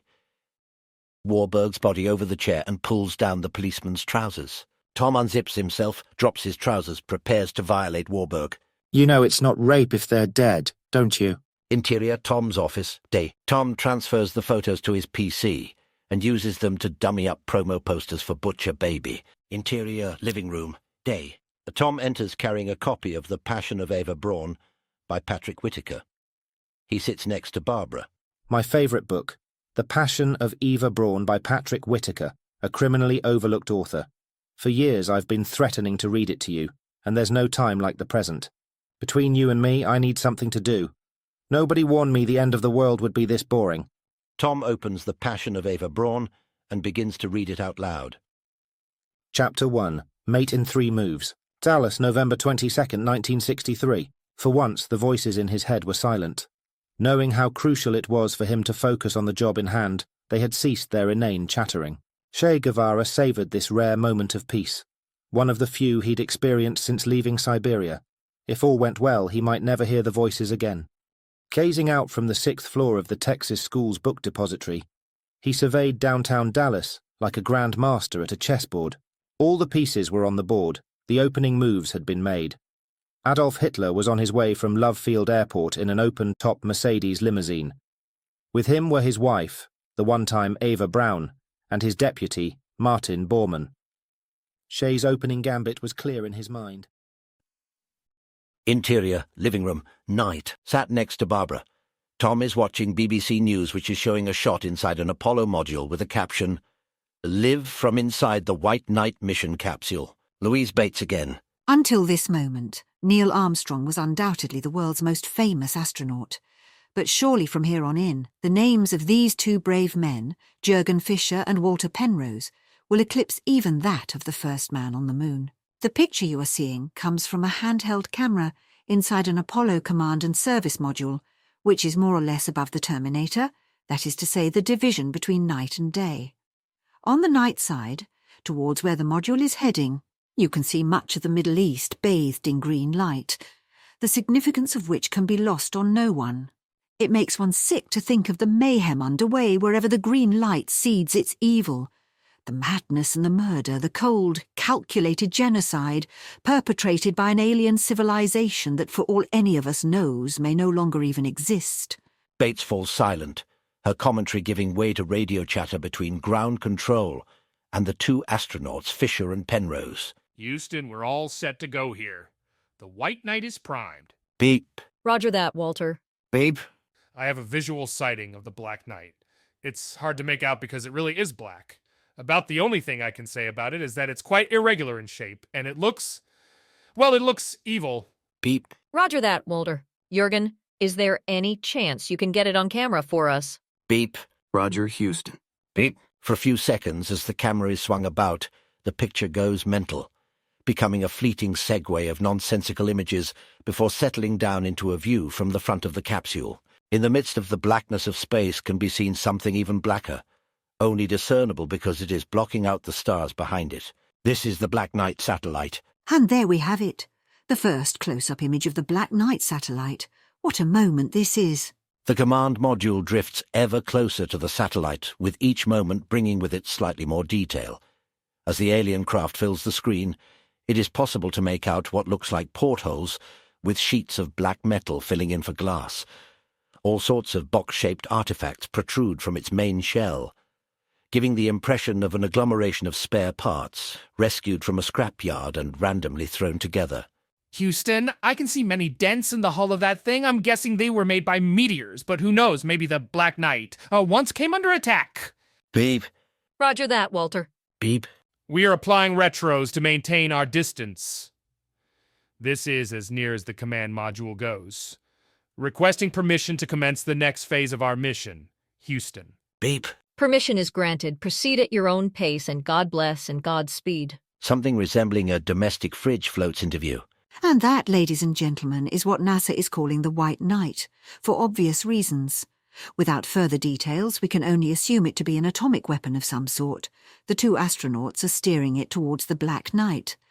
This is far closer than any earthly weapon has ever been to the deadly satellite. Come to that, no man has ever been as close to it as these two brave astronauts, whose lives are very much on the line right now.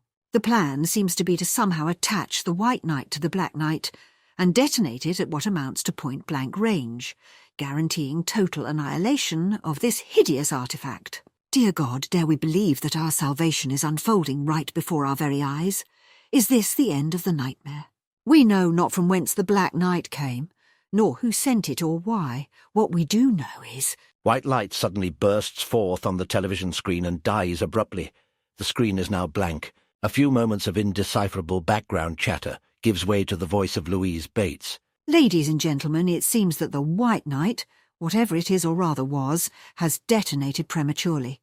Thankfully, it went off within 100 or so metres of its target, which must surely mean the end of the Black Knight. Sadly, however, two brave astronauts, Jürgen Fischer and Walter Penrose, have sacrificed their lives to save humanity, and in doing so have written their names large across the sky and joined the pantheon of immortal heroes. Tom laughs at Bates's cornball phraseology. Interior kitchen, night. From the cupboard under the sink, he digs out a box of ant poison, reads the bump on the box. Destroys ants without mercy. Guaranteed 100% effective. Warning, not for human consumption. Ingestion may cause death. Tom takes the box out to exterior, garden, night. Tom stands contemplating the Milky Way for a while, perhaps seeking signs of the supposedly destroyed Black Knight. He then turns on the porch light and kneels down in front of the ant's nest, opens the box and prepares to pour its contents onto the nest. Tom finds he can't do it. The ants have done him no harm. What right has he to rain destruction down upon them? Reconciled, he goes back indoors. Interior living room later. Tom on the settee swigs whiskey. On the television, Louise Bates radiates an aura of despair. Ladies and gentlemen, we have just received the worst news possible. The Black Knight has not been destroyed. Repeat, the Black Knight has not been destroyed. It is still functioning. The White Knight mission has failed. This is the end. Truly the fucking end of everything. All I can do now is advise you all to do what I intend to do. Find a painless way out of this shithouse of a world as soon as possible. Goodbye and God bless. Interior, kitchen, night. Tom takes a glass, pours a large amount of ant poison into it, goes to fill the glass with water. Of course there is no water. He searches the food cupboard and comes upon a bottle of lemonade. He fills the glass with lemonade, stirs the mixture, and places the glass on the table. Then, with a scrubbing brush and what's left of the lemonade, he removes the growth marks on the pantry door jamb. Goes to interior living room, day continuous. Tom sits on the settee next to Barbara's corpse. Battling against his gag reflex, he downs the ant poison and somehow manages to keep it down. He lies on his side and waits for the end. His phone rings, he answers it. Tom Caxton. Congratulations. As a mobile phone owner, you have been automatically entered into the National Smartphone Lottery sponsored by Apple Computers in order to promote the use of smartphones. And guess what? You were this week's lucky winner of $1 million. Yes, that's right, $1 million to claim your prize. Tom kills the call, tosses aside the phone. The phone rings again. He retrieves it from where he dropped it and answers. Tom Caxton. Oh, Mr. Caxton, thank God. I hope you don't mind me calling like this, only I've been through every number on my phone and nobody's answering. I think everybody's dead except for you and me, Mr. Caxton.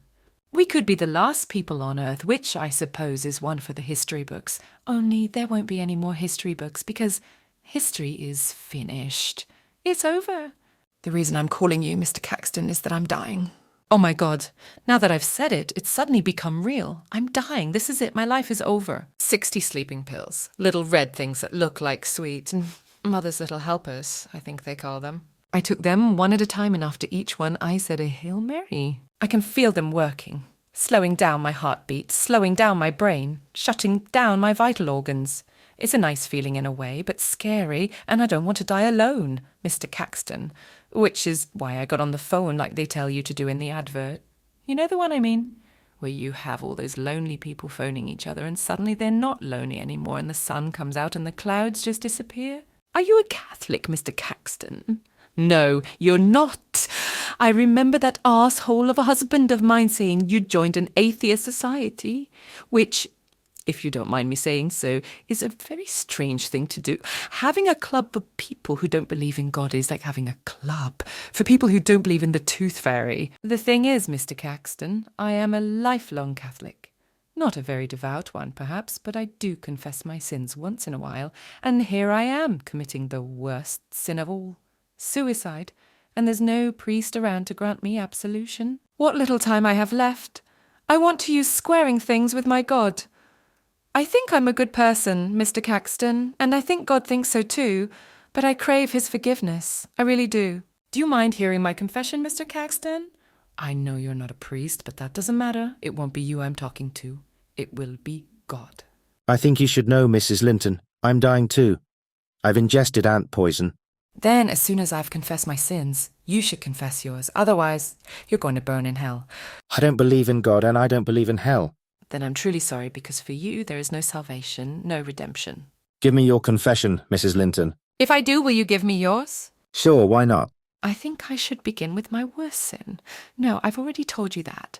Then let's start with my second worst sin. Mr. Caxton, what do they call it when someone kills their children? I know killing your brother is fratricide and killing your mum is matricide. But what is it when it's your children? Never mind. It doesn't matter. Murder is murder.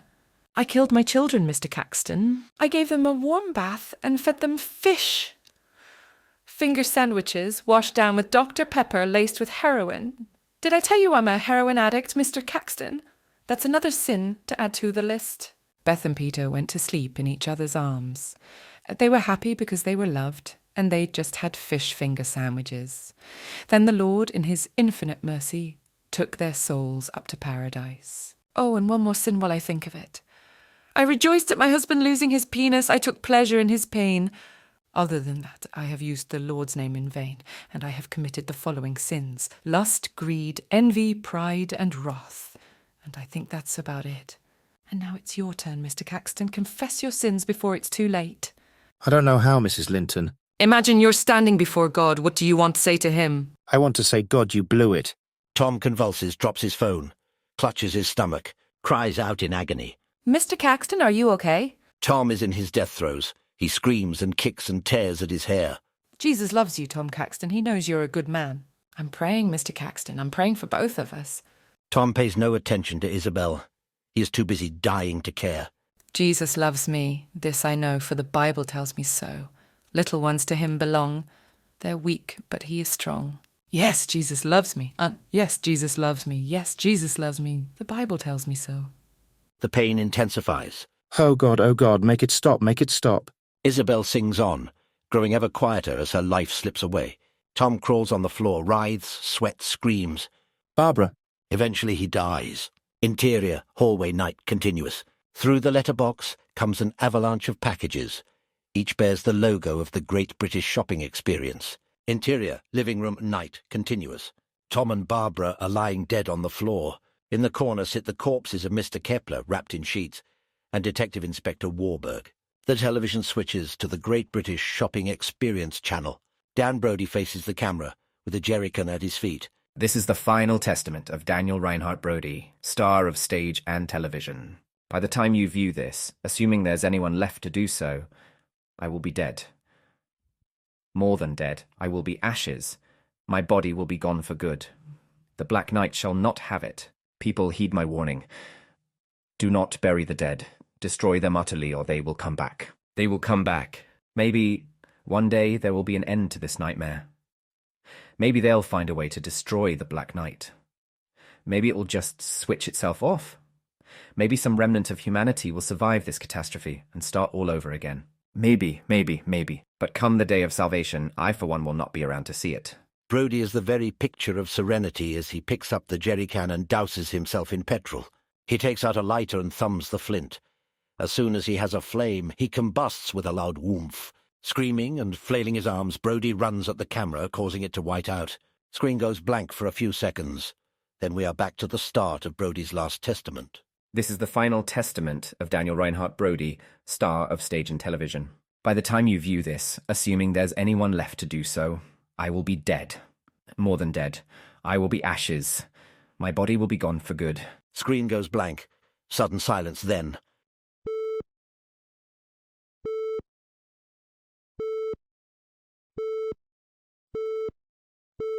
The Black Knight approaches. As the beeps merge one into the other, the room fills with green light. Abruptly, the beeps stop. In the corner, the package containing old Mr. Kepler twitches. Reanimated, the old man struggles to free himself. Detective Inspector Warburg opens his eyes, rises. Tom opens his eyes just as Barbara opens her one good one. They stand. Tom and Warburg walk zombie fashion towards each other. When they meet, they attempt to strangle each other. Fall to the floor, wrestle, each attempting to eat the other. Barbara takes her knitting needles from their hiding place. She walks up to the fighting men, kneels and thrusts the needles into Warburg's eyes, whereupon he ceases to struggle. There is an obscenely satisfying slurp as Barbara pulls out Warburg's eyeballs on her needles. She and Tom eat an eyeball each. Barbara bites into Warburg's neck, ripping out his windpipe. Tom goes for the detective's belly and tears out chunks of flesh until intestines are exposed. Tom pulls out the intestines, starts eating them from one end.